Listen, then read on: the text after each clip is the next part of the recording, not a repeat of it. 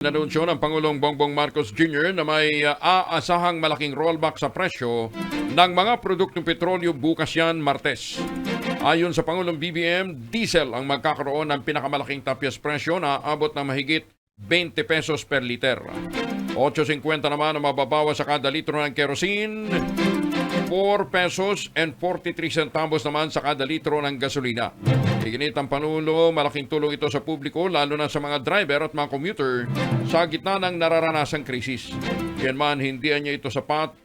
Kaya may mga gagawin pang karagdagang aksyon ng pamahalaan para mapababa ang gastusin sa transportasyon, pagkain at araw-araw na pamumuhay ng mga Pilipino.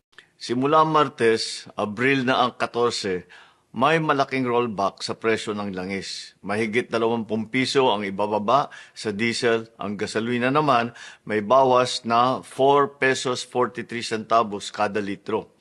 Kerosene, 8 pesos 50 centavos kada litro ang ibababa. Malaking tulong ito lalo na sa ating mga driver, sa mga commuter at sa bawat pamilyang Pilipino na araw-araw naapektuhan ng mataas ng presyo ng krudo.